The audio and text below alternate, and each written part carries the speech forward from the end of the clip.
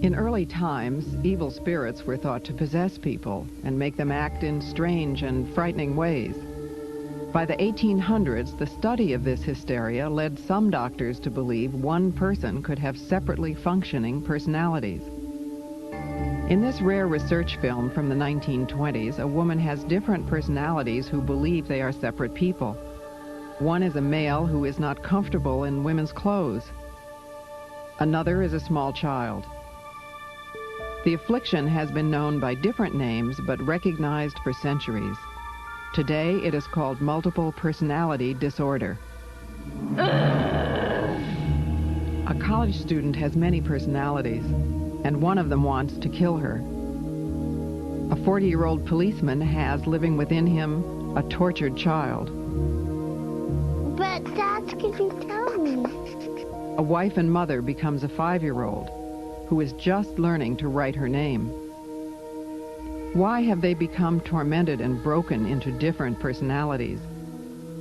What is the childhood pain that lies buried in the unknown depths of their minds? How can they search for the deadly memories that hold the secrets of their past and the promise of their healing?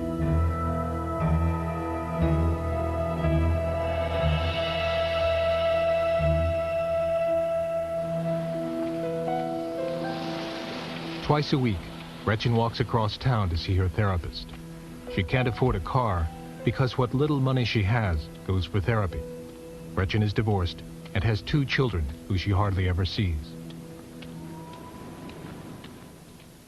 It just hit me that I'm 34 and that I should be, with my kids, mothering my kids, and I should already have a career and I should already be somewhere doing something. For most of her adult life, Gretchen has had severe psychiatric problems. She's needed treatment for years, but doctors never agreed about why. Okay, good time to come out. I didn't know and I was waiting. No, this is a good time. This is a good time. We were talking about anger. I know I don't. 2 years ago, Gretchen was diagnosed with multiple personality disorder. She struggles to function every day and is desperately trying to understand what is wrong. Gretchen's problems began when she was a child. I always felt different. I didn't feel like I was like everyone else or anyone else. And I thought I was crazy, and I would hear that in my head too. We are so good at hiding ourselves and appearing normal. I don't want people to think I'm crazy. I don't want to appear abnormal in any way. I want to fit in. All of these categories would be considered subordinate. Gretchen has returned to school to finish her degree. She is an honor student at a small college in upstate New York. Okay. Anything else? I want to clarify. I thought that subordinate was a higher, more general, and superordinate. Okay. I've got it backwards? You got it backwards. All right. Superordinate.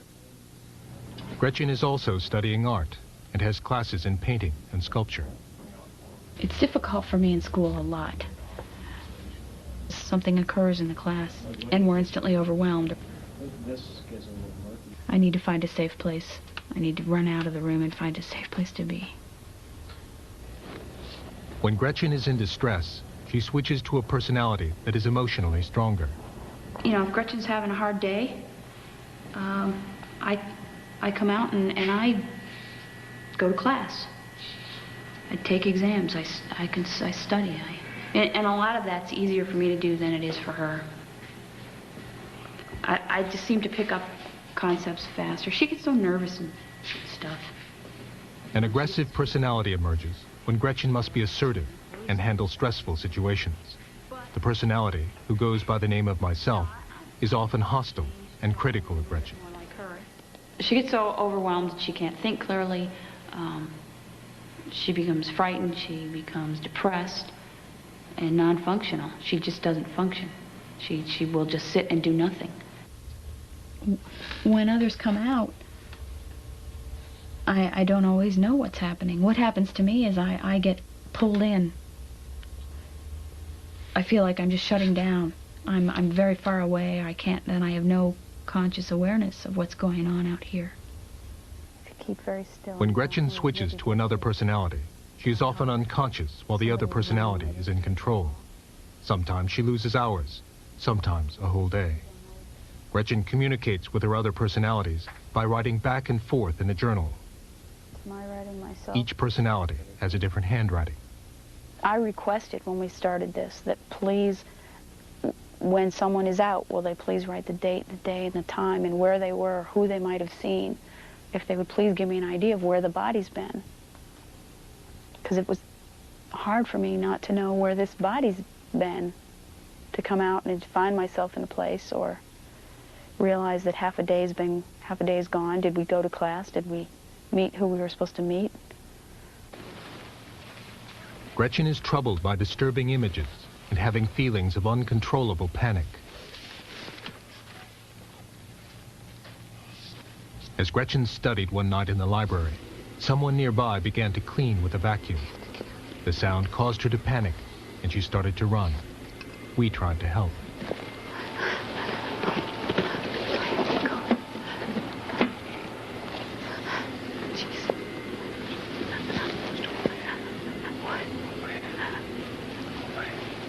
Gretchen experiences panic attacks that are triggered by certain sights and sounds. The attacks can happen any place, at any time. What are we going to do? What do you need to do?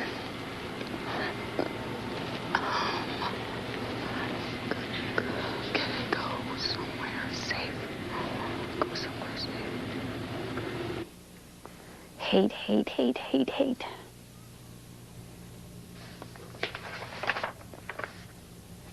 Gretchen is mutilated by a personality that feels she should be hurt and punished. The mutilation takes the form of cutting and happens outside of Gretchen's knowledge or control. She cut pretty seriously and left it in the book for me. I mean, when I came out, I was a mess. I was covered, and the book was covered with blood.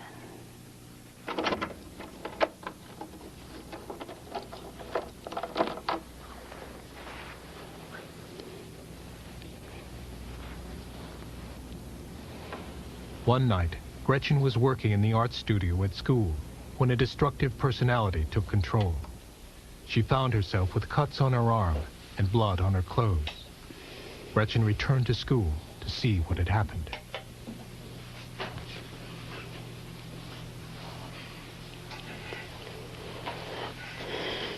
What happened here, Gretchen? Oh, we got cut. Last I remember, it was 10:30 or 11 o'clock at night. And I don't remember anymore. I didn't know that we'd been cut till the next afternoon. I need to clean this up. Okay.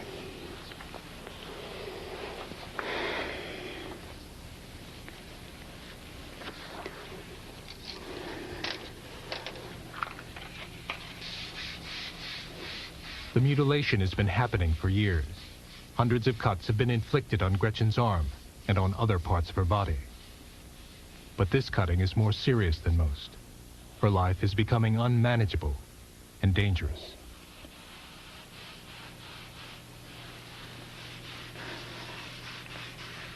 I need to know what happened to me so that I can deal with it and heal from it. I can't heal from something I don't know what it's about. I need to understand it as best I can so that I can go on with my life. Gretchen traveled 2,000 miles to get specialized treatment at a psychiatric hospital in Texas, which has a specialty in treating multiple personality disorder. There's one thing to get a memory. Hospital therapy focuses on recovering repressed memories. Like Gretchen, everyone here is struggling to come to terms with the truth about their past.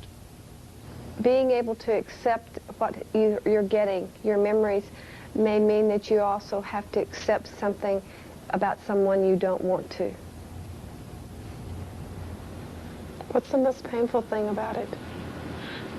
Believing that that really happened To you? to this body.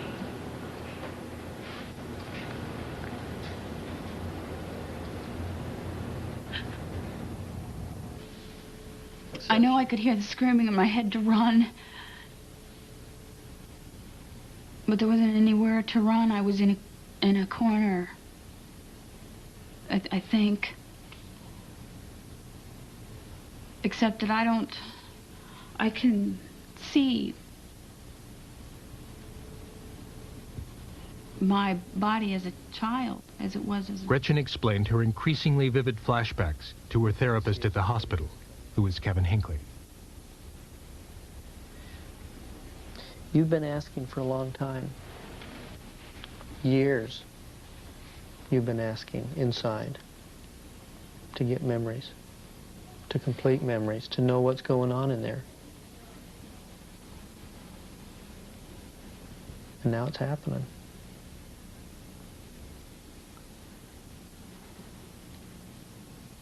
It feels real close.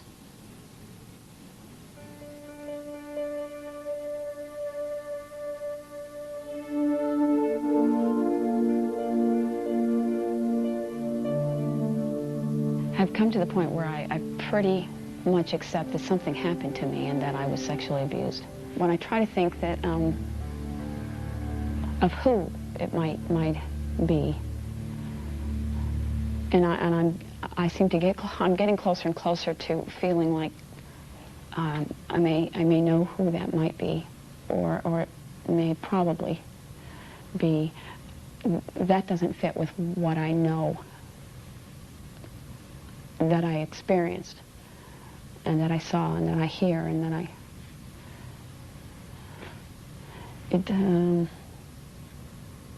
everything fits, but it doesn't fit.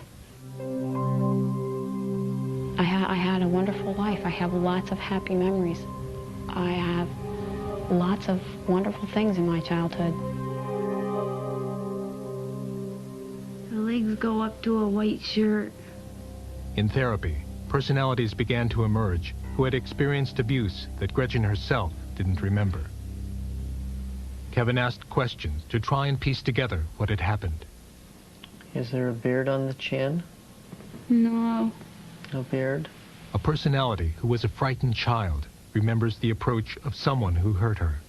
If I get real small, if I get real small, nobody. The memories can see me. became If I get increasingly real vivid small. and were experienced as if the abuse were actually happening. Past and present were indistinguishable. We're still in Texas. It's 1992. You're safe. But I know this is a real scary memory. What are you seeing? Big hands, big Big hands. hands? What's happening with the big hands?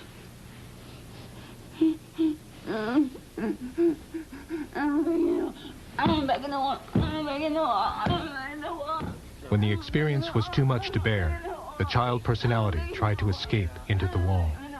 Big hands. Uh-huh. Big hands. When alter personalities have memories and relive abuse, Gretchen herself gets closer to remembering what happened to her.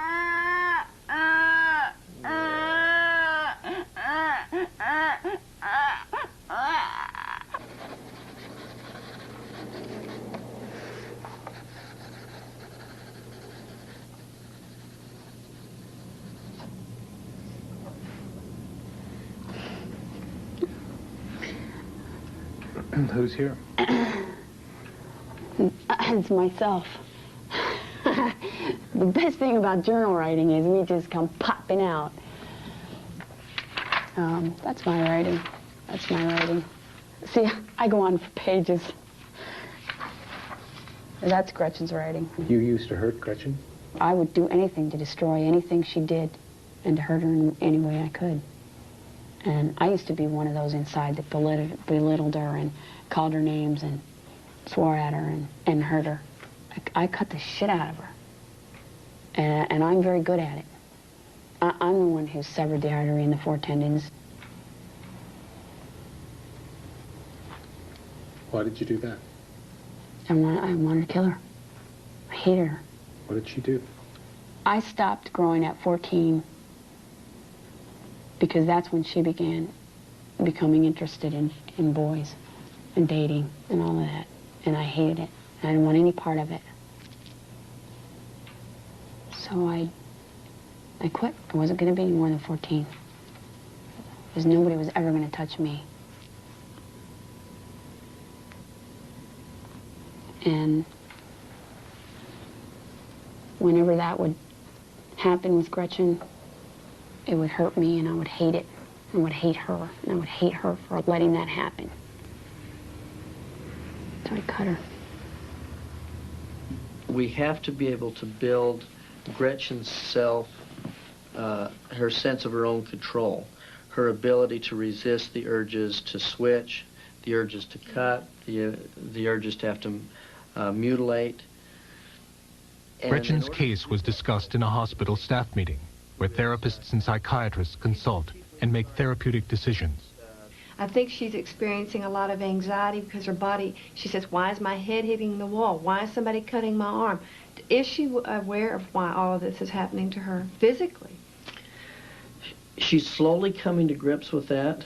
One of the things that I've tried to have her understand is that internally she has a tremendous pressure that's going on. That there's a tremendous conflict between those inside that have carried the memories for so long who want other people to know what happened to them. They no longer want to carry these memories. There's a tremendous pressure for them to tell their stories about what occurred. Gretchen's memories were still blocked, and the impasse was beginning to affect the progress of her therapy. Other personalities needed to be reached so their memories could bring her closer to a cure. Gretchen was given a drug called sodium amytal, which acts like a truth serum. The drug helps break through resistance to remembering the past. Okay, how about that? What's the She was restrained because some personalities could be violent. The incident we were talking about yesterday, with Gretchen as a child in the corner and the legs coming in. What do you know about that? Yes, they're still there. Okay. Stay with the bathroom for a moment. Then what happened? They, Need everybody to stay in the bathroom this time. Let's finish this. They moved in the bathroom over to us. And then what? Then there was a penis in her mouth. Yeah. Yuck! Whose penis was it? I don't know. Okay.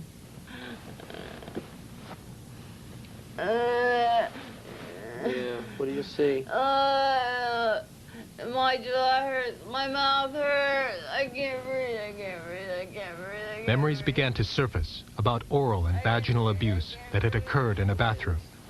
So far, these were the most specific and detailed memories to come out. But then, another personality named Enigma appeared. A dangerous personality at the core of Gretchen's self-destruction. Enigma, what happens to you if the puzzle gets solved?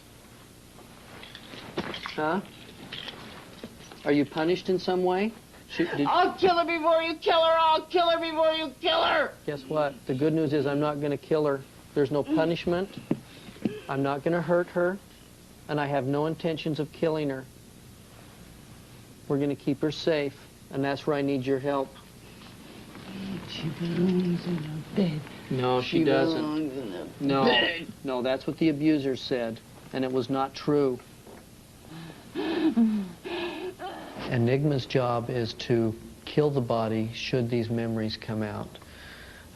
And you hear halfway through the interview her saying, I'll kill her before you do.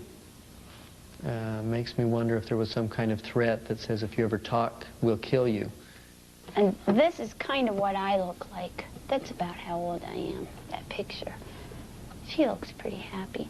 And on Gretchen was exhausted after therapy, so an untroubled child personality emerged. it's a picture I cut out. How old are you? I'm 8. We haven't had a very good couple of days. Everything's been, everyone's been up in arms. Yeah, what's been going on inside? Well, I don't know all of the details, but there's been a lot of people that are upset and hurting inside, and hurting stomachs and hurting throats, and the worst part is hurting hearts. Sometimes our hearts, we have hurting hearts. But I try to just help out.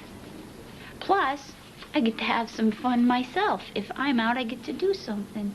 I don't always have to work.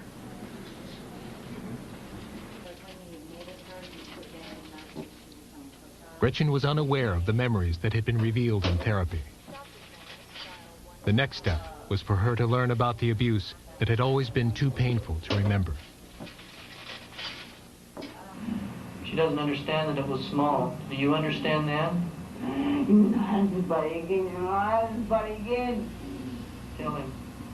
I still think enigmas. As we walk through this, What of the others? pay attention to this, but also be aware of what's going on inside you, okay? Oh, man. Don't ask too much of me, Kevin. What of the others that also hurt? One that Gretchen doesn't understand is why the body wasn't able to fight more back then.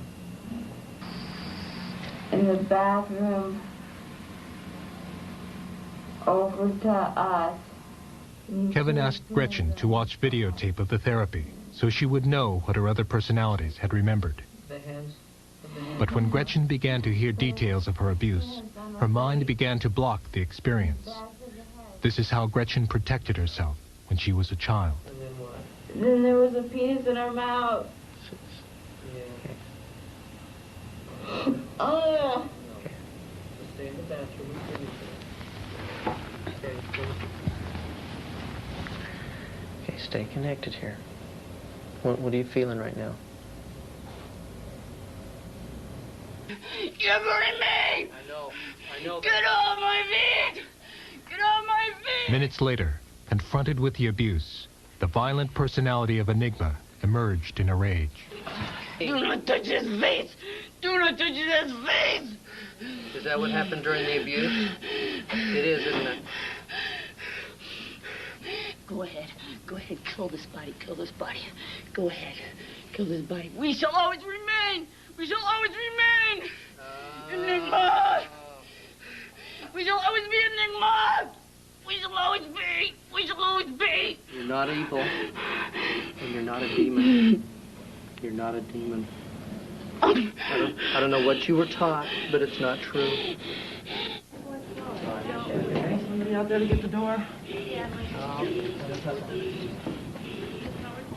I had an idea that this might happen. This is a real common reaction when things have been so far repressed down inside and then they see it on videotape for the first time or hear it for the first time. Suddenly it becomes very real and they know that things happen. It makes it, the denial melts away and they're faced with the reality of the trauma and the pain. And it can be a real shock. In an outpatient setting, this may take place over weeks and weeks and months. In a hospital setting, we have the ability to present it to them right away, where the shock is greater, but they get over it more quickly and then understand what happened to them. What was going on at the time that you disappeared? What was the last thing you remember? I was getting some threats and getting... Later in the day, Gretchen had recovered. Kevin spoke with her and reassured her that she would prevail and succeed in her recovery. I hear you. And part of what we're going to hope to get to is where you get to find out that you don't have to leave and you may be stronger by staying. Because you are more powerful than you think you are. That be safe?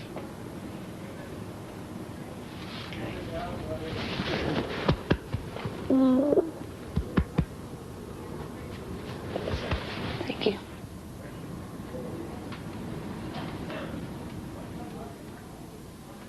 I'm fighting for my life. I'm fighting for the survival of this body, and more than just the survival of this body. I don't want to just survive. I have been just surviving for a long time. This is no way to live. I would like to begin living and feeling and not just existing.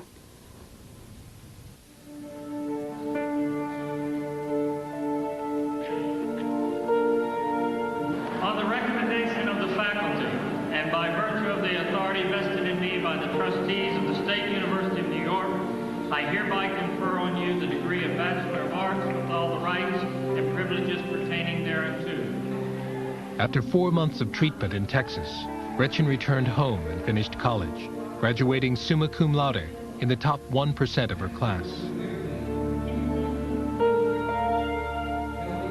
She now feels she knows who her abuser is, and therapy is helping her heal and gain control of her life. Gretchen plans to continue with her education.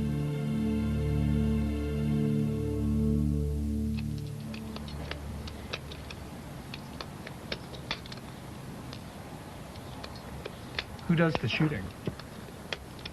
I do. Scout does. Doc does. Who are they? There are various alters that I have. John is an expert marksman. He was an Army Ranger and sharpshooter. At target practice, his alter personalities take turns shooting.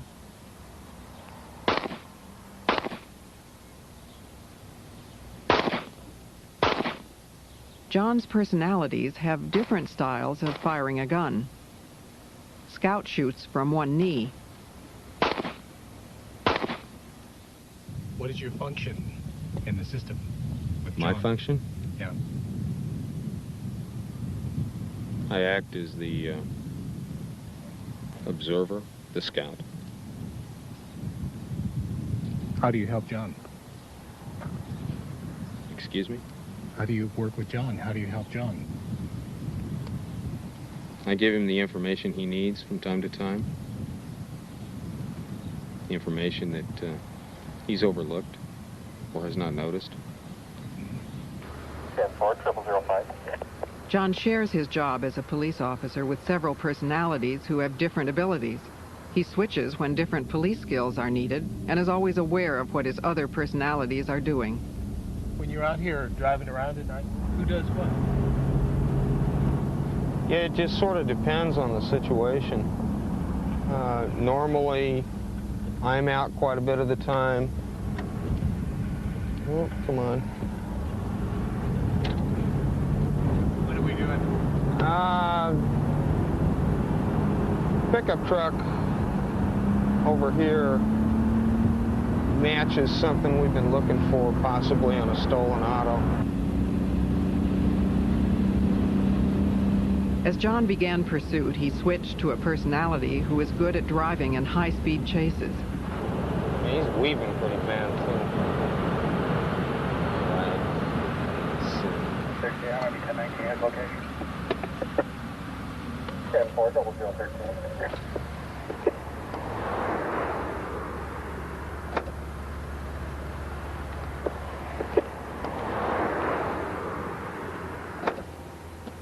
When the stop was made, there was another switch, and John returned to confront the driver of the truck.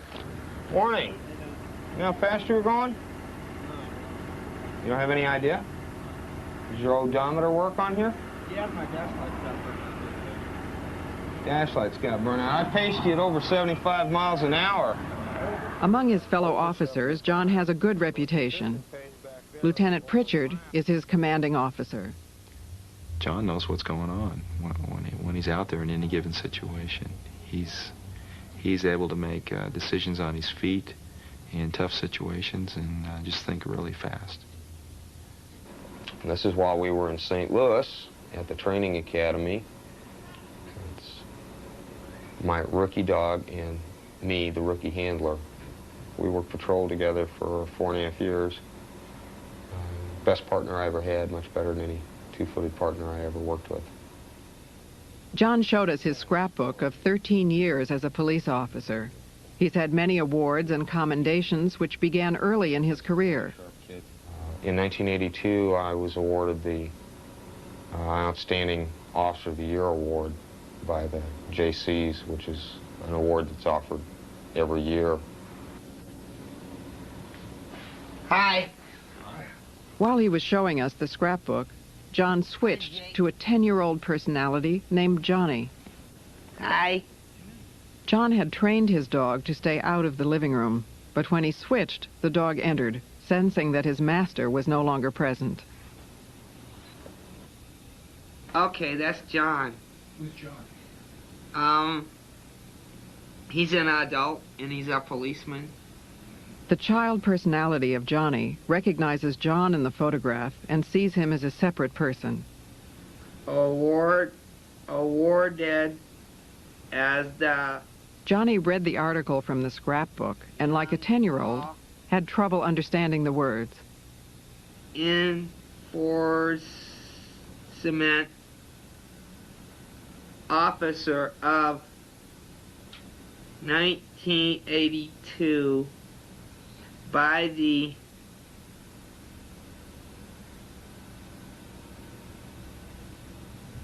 I don't know,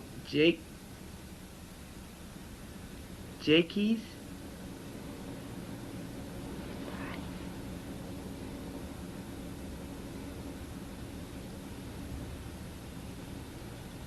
When John switched back, the dog recognized him and left the room as he had been trained.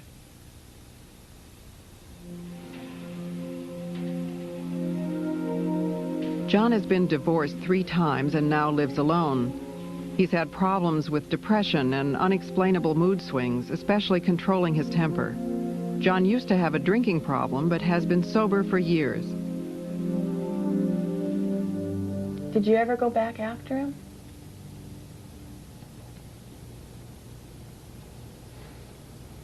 Was that okay or not? I tried. Yeah. John's therapist is Julie Clark, who has been treating him since his diagnosis. Push face first, okay?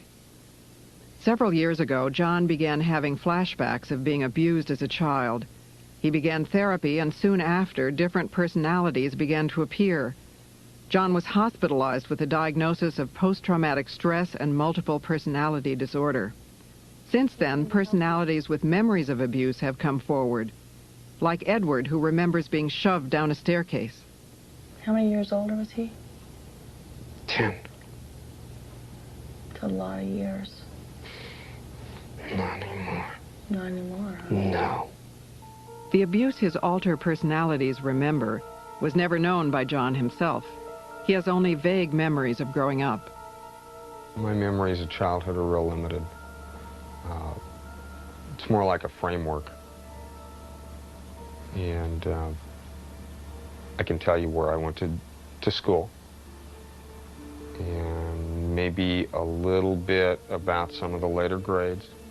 Along about 7th and 8th grade, I can fill in some blanks. What John can remember is a stable home and being well provided for. He also remembers the voices that have always existed inside his mind. I've always been aware that there were voices, okay, that I spoke with and that spoke to me. But I thought that was subconscious or thoughts or however you want to put it, I'm not real sure. It seemed natural, seemed normal. The voices John heard were those of his 20 personalities. Many of them are frightened children who appear only in therapy. 5-year-old Hans was tortured with electricity. Mm-hmm. How did he hurt you, Hans? Electricity. Electricity? Yeah. Do you remember how he did that?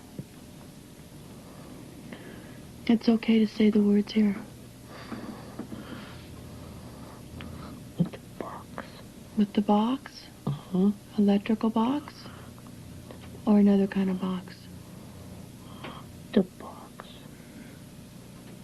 What do you do with the box?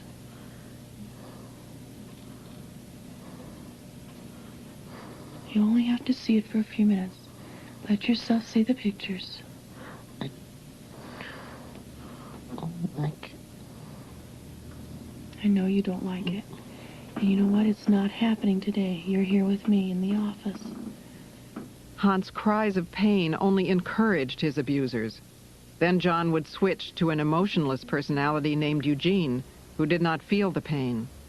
How was the electricity applied? To the body. How and where? It was applied by a hand-cranked type generator with wires attached to various locations depending upon what was being used at the time. In general, to the hands and feet, at times to the stomach, at times to the genital area. John was also sexually abused by both male and female perpetrators, including a priest. He created a personality whose job it was to have sex. What else did he have you do?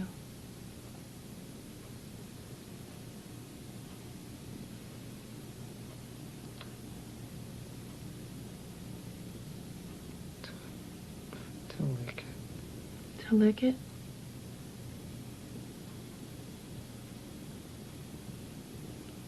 Did you have any feelings when that happened? I didn't like it. Okay. It smelled bad. I didn't like that. Okay. And you don't have to do that again either. Oh, over here. Okay. I don't know, I got curious, so I called. I found out right behind that trash can right there, outside the door. I went to throw something in it, and I seen it. Without thinking, I picked it up. Okay? And then, I brought it in here later. In addition to street patrol, John works on different assignments, like this search for a murder weapon.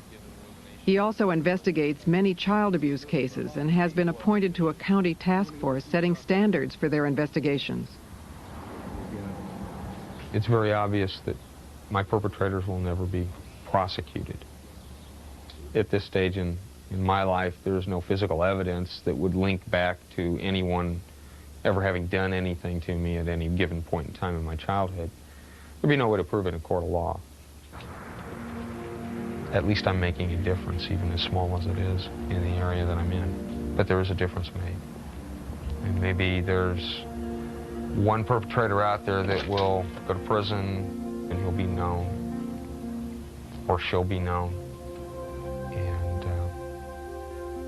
Maybe that makes a difference in some child or some woman's life. So that's real important to us.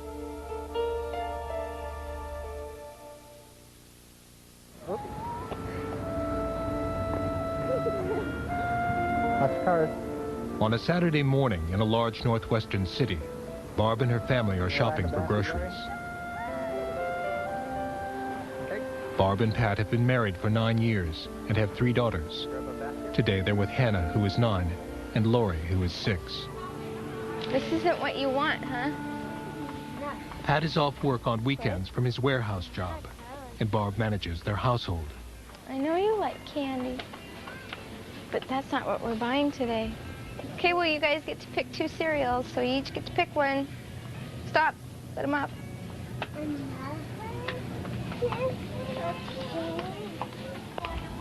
As they come to the breakfast food section, the children's cereal there appeals not only to her daughters, but to a child within Barb, a 5-year-old personality named May. What would you like? I'm gonna get that one, but not if it's not the strawberry one I don't want. You don't want a strawberry one? No, I don't want one if it's not.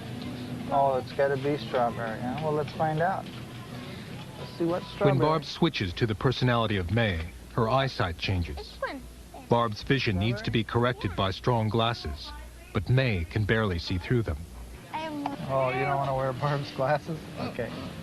There you go. Okay. Okay, put them in the box. No, just 2 of them, girls. Mom, but Bob said he was going to pick 2 cereals. No, it's just 2 cereals. I like those ones, Hannah. Barb's daughters are familiar with May, and Pat, who sees her often, treats her like the child she almost literally is. Her language and thoughts are those of a 5-year-old. I was thinking if we might need some cookies. I think we have some cookies.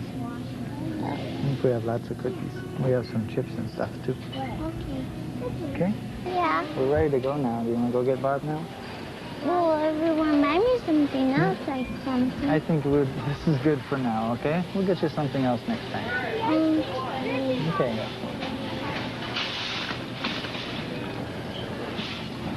Here you go. She didn't want to wear them. When Pat and Barb were married, Barb had been in therapy for severe depression, but no one suspected that she had other personalities. Well, we were in bed one night, and she woke me up because she wasn't sleeping. She was sitting in bed, and I sat up, and she asked me who I was. I said, I'm Pat, I'm your husband. And she said, I don't have a husband, I'm only 9 years old. What are you doing in my bed?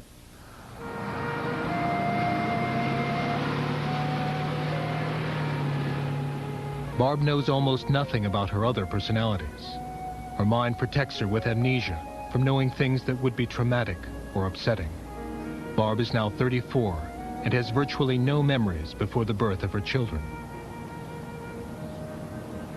What is your first memory? First memory. Clear memory, something that I really know is a memory. I guess it would be when Pat and I were driving in the car. We were on our way to a Lamaze class, which he usually slept through. And we were trying to come up for a name for the baby. And all of a sudden he said something about his grandma Hannah. And I said, that's the name. That's the name I want to name the baby. How old were you? 23. Barb developed multiple personality disorder because she needed to cope with the tremendous disparity between the life that her family expected her to reflect to the outside world and what was actually going on in that household. Barb's therapist is Stephen Feldman, who is an acknowledged expert in the treatment of multiple personality disorder. Her father was a prominent, successful dentist. He was a professor at the university. He had a flourishing private practice. Her mother was a professional, and for all intents and purposes, they were the model family. But Barb's family was profoundly troubled.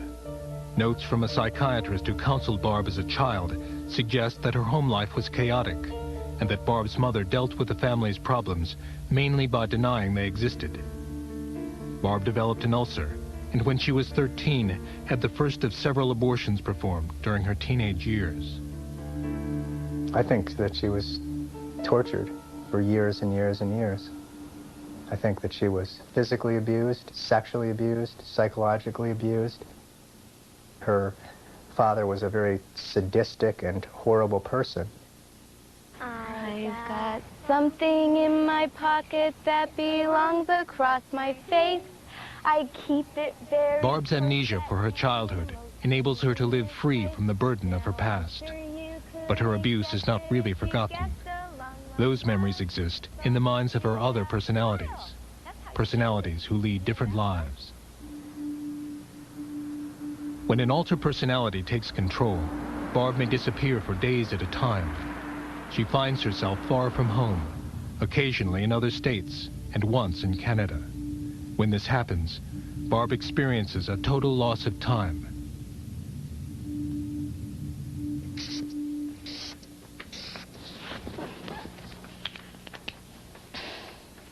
You want some people on it? I'm gonna do something funny. No, I can do it. Wait, I'm not done. Barb's personalities are different ages.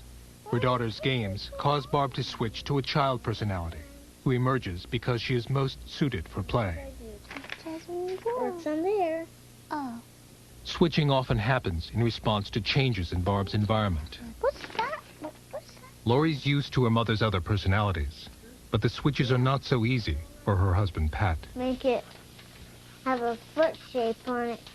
Don't do that, May. It's not good to have that in your mouth. Go away. I'm going to go away. May look purple toe.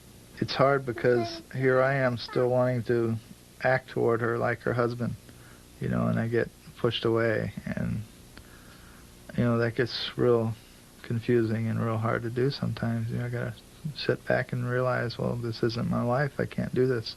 I can't just come up behind her and hug her, because there are some alters that don't want to be hugged, you know, don't want to be touched. Oh my gosh, never mind. ANKH. Often, Pat must care for their 3 daughters and manage the house alone. The children have learned to accept their mother's absences, the times when Barb has switched to another personality. You haven't touched your burger yet, Laurie. Mm-hmm. Have you? That's What'd you do? Some of Barb's personalities don't relate to the family. One of them is a teenage girl named DJ. DJ is different than Barb in her posture, voice, and language, and also smokes, a habit Barb dislikes. DJ also has different thoughts and feelings. How do you feel about Barb's children, in terms of whether they're your children or not your children? They're not. I mean, I care about them and stuff. But they're not my kids. They're Barb's.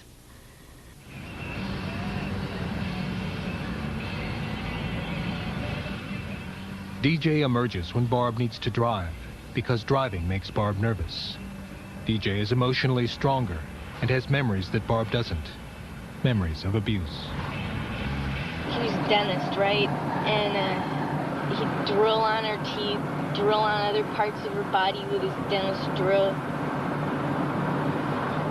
Beat the shit out of her, you know, kick her and shit like that. When Barb couldn't run from her father, she escaped into her mind, leaving another personality to experience and contain the worst memories of torture. Like burned up. Burned.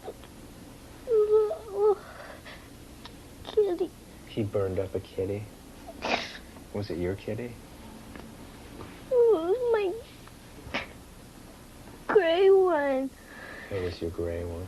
The emotional pain that Barb experienced as a child is isolated in the personality of 7-year-old Audrey, who is locked in the past. Now, close your eyes. Now, you know that I'm holding your hand right here in this room, right?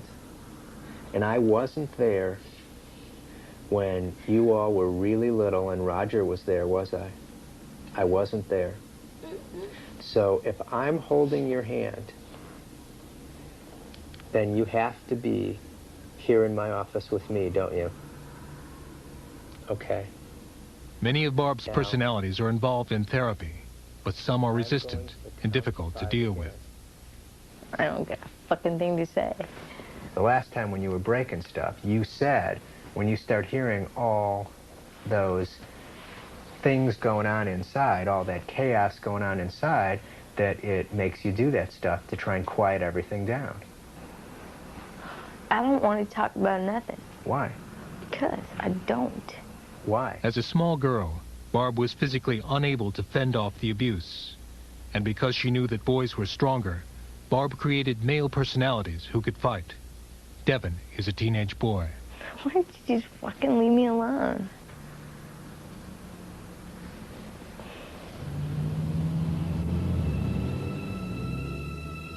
Barb's father was not her only abuser.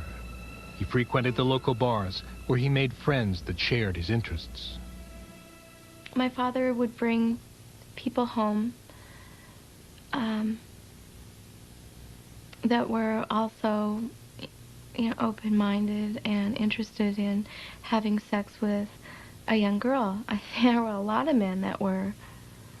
And he would have me have sex with them. Sometimes he would ask me to tell them that I was a virgin. That seemed to heighten their interest. And he would get paid. Let's see. This is more her style of a tank top. Okay. Okay, is mine. Barb created a personality which made it easier to tolerate her abuse. A personality with different feelings about her body. And what's your name? Carrie. When Carrie is out, there can be serious problems. She feels no responsibility to the family and has caused difficulties for years. Very different. There's always been money missing. And it's always a couple $100 at a time, or I had $600 disappear once. And, I mean, the only thing, it was obvious to me that she spent it, but at the time we didn't know she was a multiple, and she had no explanation. I mean, I had to believe her when she said she didn't know, because it was just too obvious from talking to her that she really didn't know what was going on. Apparently the police have already called Barb and told her that they had gotten reports from like 17 different businesses on return checks and were concerned. And I still don't know what's going on with that. I haven't talked to anyone myself about it. All right. Unknown to Barb or anyone, Carrie has written $1,500 worth of bad checks, money the family doesn't have. Pat is trying to get a loan from his credit union to pay the debt. You have a headache? I'm sorry. Been resting a while? We got another thing from our credit place. From a collection agency? Yeah. What check was it for? I don't know, I didn't look. I know you had an appointment today, didn't you? Little muffin. Hey, sweetie. How are you? Fine. And there's another little muffin. Hey, cutie. Where's my kisses? Where's my kisses? How was school today? Come on, you. Good. Math too? I have 3 girls that love math. That evening, we checked back with the family. Pat got the loan and was able to make good on the bad checks. And in another room, Barb had switched to Carrie again, so we were able to talk with her about what had happened. What happened to the money? I spent it. What did you spend the money on? I bought clothes and perfume and jewelry, and I just had a good time, whatever I wanted. Ate wherever I wanted to eat. Yeah. Yeah. Why? How would you feel if you were in my position? I don't know. Tell me one more time what your position is. I'm stuck here. I don't have a life. I feel used. I feel very used. I'm only allowed out when it's not something anyone else wants to handle.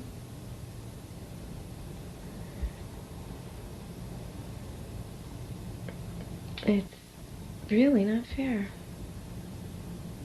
Other personalities' antagonism toward Barb take even more serious forms.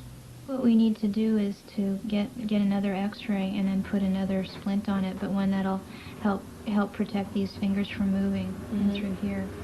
There's a little bit too much swelling. In a fit of anger, Barb's male personality has punched a concrete wall and broken her hand in 4 places. And the violence against her can be even more appalling. Okay. I don't know how it happens. I just find burns on my face and they'll large blisters, and it's so painful, you know. Burns really hurt. Barb's mutilations by other personalities are acts of self-hatred and self-punishment for being abused. Once, after a drug overdose, Barb's car was set on fire from the inside. Later, Barb found herself in intensive care, breathing on a respirator. She had barely escaped with her life.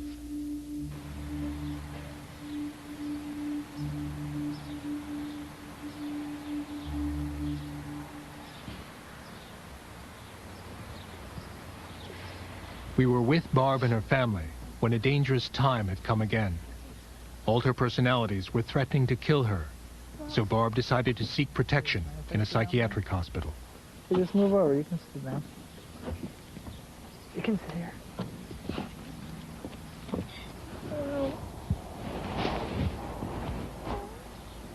I think if I didn't have children, it wouldn't be so bad. But for their sake, I mean, I don't know what they would, how they would deal with it if anything else happened. I don't know how they've made it as far as they have and come through as well as they have.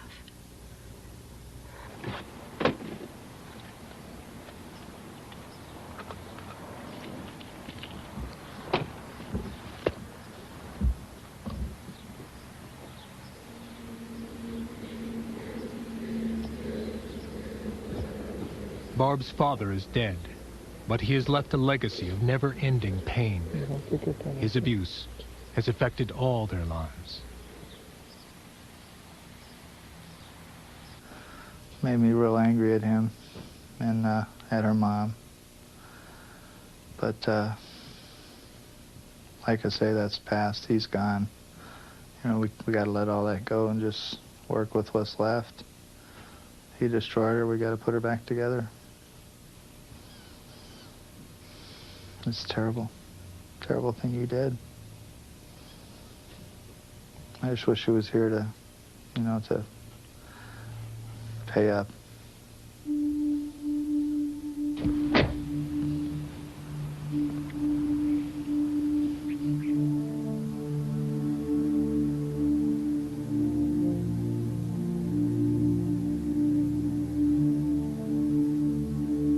The people who have allowed their stories to be told have acted with enormous courage and concern for children who continue to be abused.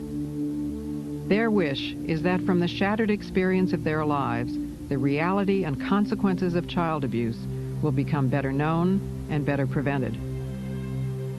Multiple personality disorder shows the extraordinary capacity of the mind to invent ways of bearing the unbearable. And these people also show us that when allowed to give up its secrets, the human mind can heal itself.